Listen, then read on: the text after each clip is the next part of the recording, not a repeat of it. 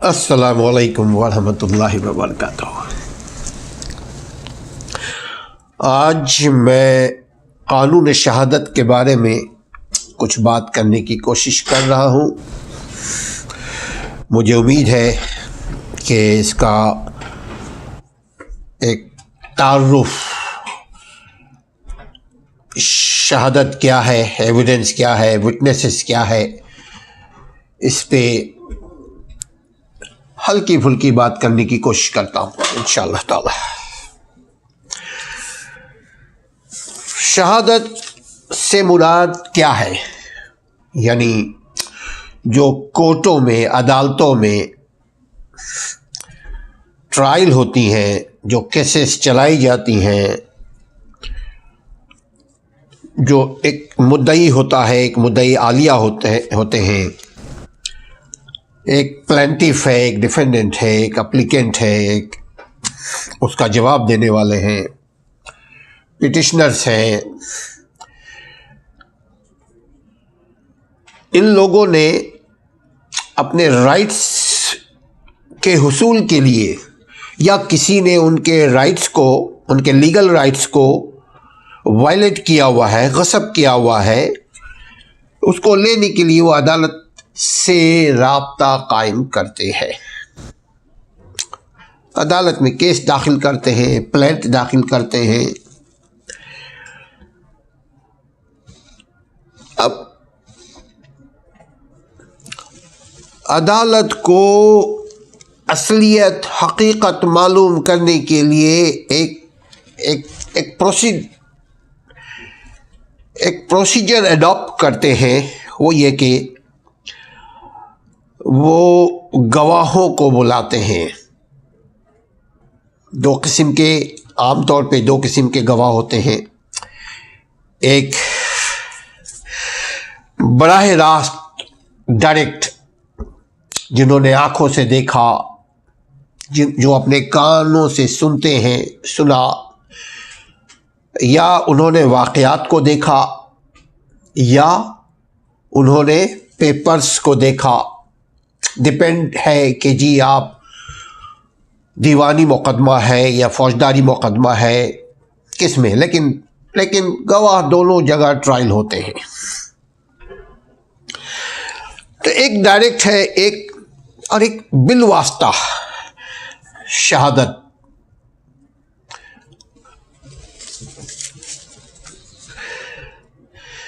جو ڈائریکٹ ہوتے ہیں، براہ راست شہادتی امور سے گزرتے ہیں، وہ اگر عدالت یہ سمجھتی ہے یا وہ یہ دیکھتی ہے کہ ان کو جو عدالت کو کی ریکوائرمنٹس ہیں، جو عدالت کو انصاف کے حصول یا انصاف کو پہنچانے کے لیے جن چیزوں کی ضرورت ہے، جو ٹولز کی ضرورت ہوگی، وہ اگر عدالت کو مل گئی ڈائریکٹ یا براہ راست ایویڈنس، وٹنسز کے ذریعے، تو وہ پھر سٹاپ کر دیتی ہے، عدالتیں پھر سٹاپ کر دیتی ہیں، چونکہ ان کو ان کا مقصد مل چکا ہوتا ہے، وہ حقیقت تک پہنچ چکے ہوتے ہیں اپنے حد الامکان کوشش میں۔ قانون شہادت یا ایویڈنس لا دراصل ایسے قواعد و ضوابط کے مجموعے کو کہتے ہیں، یا رولس اینڈ ریگولیشنس کو کہتے ہیں، جس کو اپلائی کر کے، جس کو پروسیڈ کر کے، جس پر چلا کر کے عدالتیں اپنی کیسز کو چلاتی ہیں۔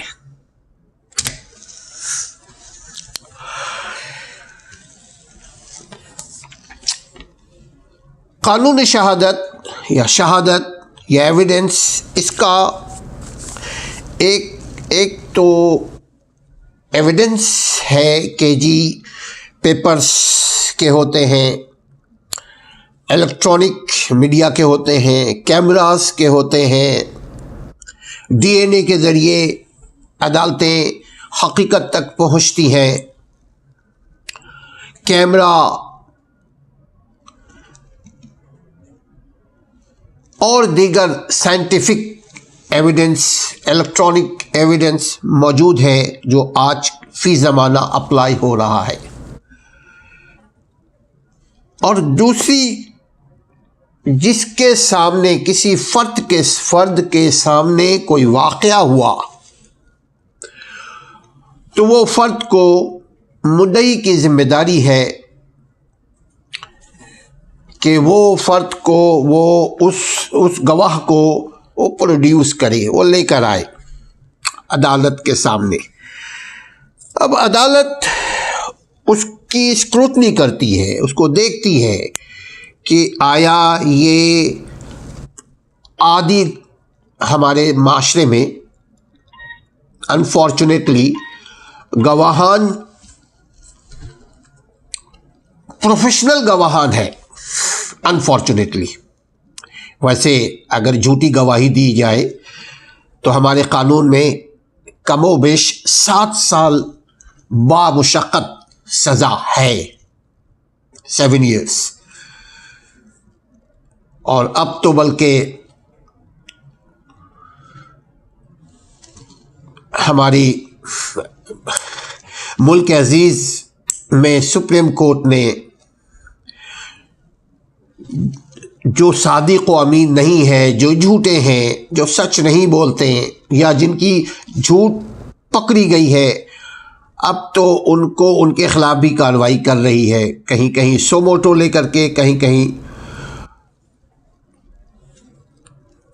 کسی کے پٹیشنز کو سن کر کے، کسی کے کیس کو چلا کر کے وہ ان کے خلاف کارروائی کر رہی ہے جو جھوٹے ہیں، جو سچ نہیں بولتے۔ لیکن عدالت کی یہ ذمہ داری، یہ مدعی کی ذمہ داری ہے کہ وہ گواہوں کو، گواہ صادق ہو، امین ہو، سچا ہو، جھوٹا نہ ہو،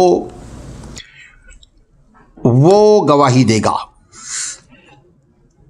پاگل نہ ہو، مجنون نہ ہو، بہت عمر والا نہ ہو، ذہنی طور پہ کمزور نہ ہو، آلریڈی اس کو عدالت نے کسی جھوٹی گواہی کے جرم میں سزا نہ دے دیا ہو۔ ایسے بھی گواہان ہے جس کو ایک کورٹ میں وہ ڈکلیئر ہو گیا کہ جھوٹا ہے، اس کو سزا دے دیا کورٹ نے، تو وہ دوسرے کورٹ میں پھر حاضر ہو جاتے ہیں گواہ دینے کے لیے۔ ان کے بہت اپنے پرسنل انٹرسٹ ہوتے ہیں، باعث ہوتے ہیں، پارشل ہوتے ہیں، لہذا یہ شہادت جس کی شروعات، ویسے تو گواہی جو ہے یہ ہمارے اسلام میں بھی ہے کہ جو شخص جھوٹی گواہی دے گا اس کو سزا ہوگی، اور یہ دنیا کے قوانین میں بھی ہے کہ جو شخص جھوٹی گواہی دے گا اور وہ پکڑا جائے تو اس کو سزا دی جاتی ہے، اور وہ پورا کیس ڈسچارج کر دیا جاتا ہے، ختم کر دیا جائے گا۔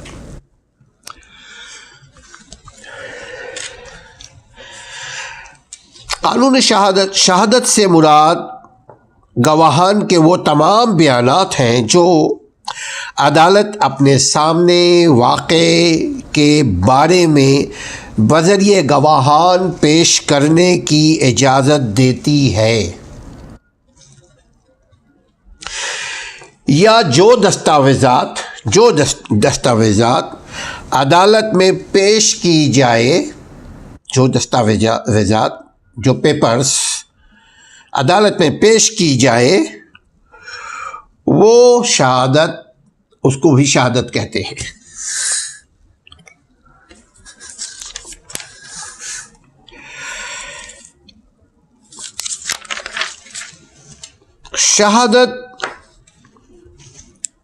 all persons shall be competent to testify. ہر آدمی جو شہری ہو، عاقل ہو، بالغ ہو، ریکٹ گڈ ہو، وہ گواہی دے سکتا ہے، اور اگر اللہ کا خوف ہو تو اور اچھی بات ہوگی۔ اس کو کسی عدالت نے کسی جرم میں سزا نہ دے دیا ہو۔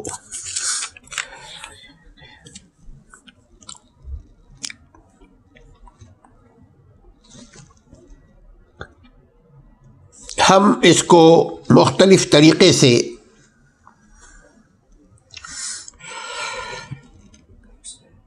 سمجھ اور سمجھا سکتے ہیں۔ سپوز عدالت ٹرائل کرتی ہے ایک مرڈر کیس کو، جیسے اے پر یہ الزام عائد کیا جاتا ہے، یا یہ الزام ہوتا ہے کہ اس نے بی کو قتل کیا، یا رابری کی، یا اس کو انجرڈ کیا، یا اس کو ہرٹ کیا۔ اے نے ہرٹ کیا کس کو؟ بی کو۔ تو اے بی کو ہرٹ کرنے کا باعث بنا، اے باعث بنتا ہے، سبب بنتا ہے بی کو ہرٹ کرنے کا، یہ الزام ہے۔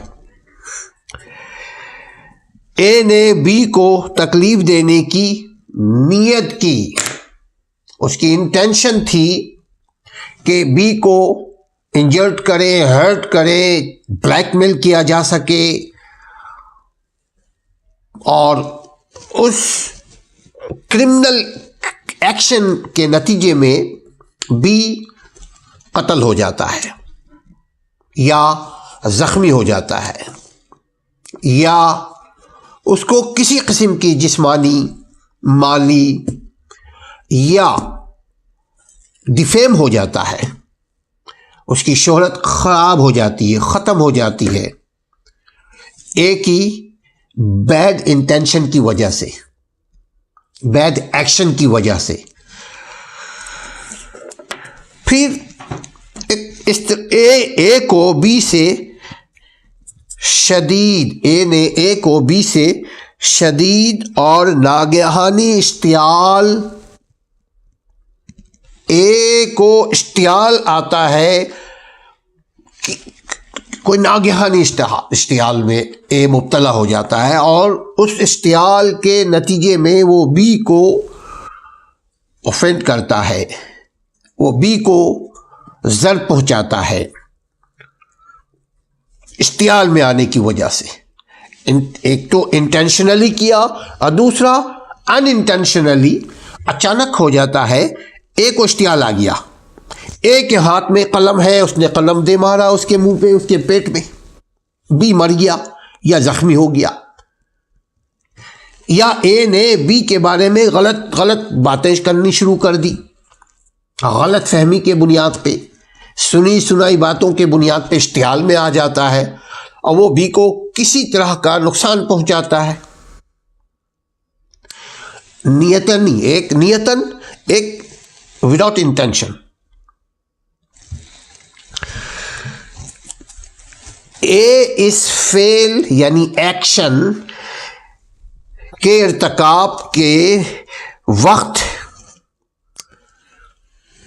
ذہنی طور پہ فطور کا، اس کی عقل معاف کر چکی ہوتی ہے۔ ایسا بھی ہوتا ہے کہ اے اس وقت اس کا ذہن کسی عمل کا رد عمل اس کے اندر پیدا ہوتا ہے، اس کو ریئیکٹ کرتا ہے، اس کا ذہن معاف کر جاتا ہے، اور اس سے وہ گناہ یا اس سے وہ کرائم سرزد ہو جاتی ہے۔ ایک یہ اے نے اشتعال میں آ کر کے کوئی غلط عمل کر لیا،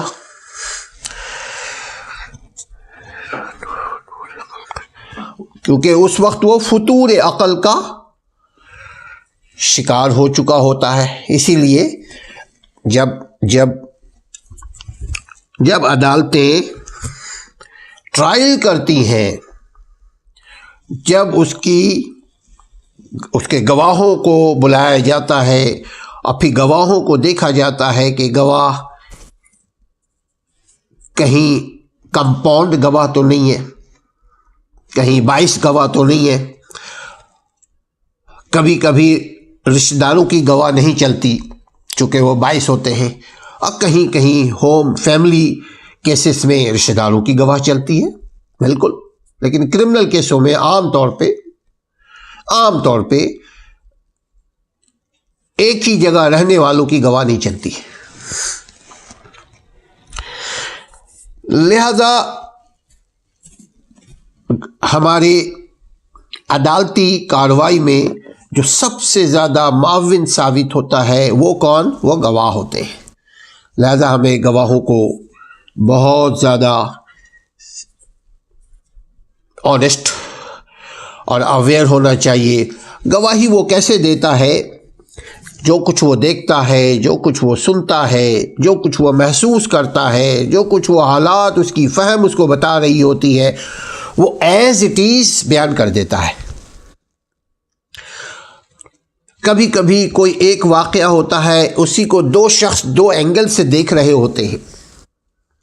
کوئی ایک واردات ہوا، اس وقت وہ گواہ پہنچا جب وہ عمل ہو چکا۔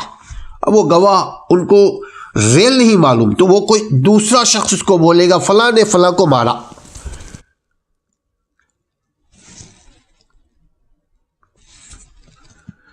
لہذا اور ایک جو دوسری بالواسطہ جو انڈائریکٹ جو دوسرے طریقے کے جو گواہوں کو ٹرائل کیا جاتا ہے، جیسے ڈاکٹرز ہے، آلائے واردات ہے،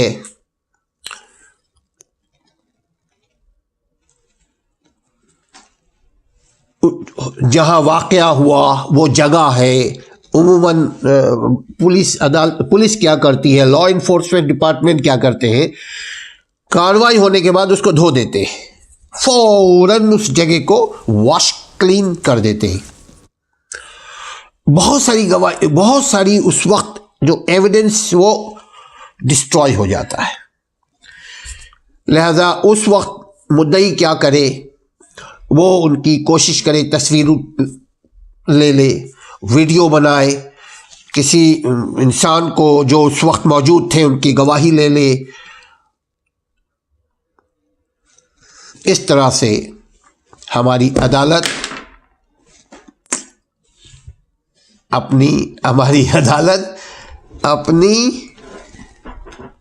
اپنے کیسز کو کرتی ہے اور کوشش کرتی ہے کہ صحیح اور بہترین ججمنٹ ڈکری ایشو کرے، جاری کرے۔ آج تک کے لیے یہ ہے۔ السلام علیکم ورحمۃ اللہ۔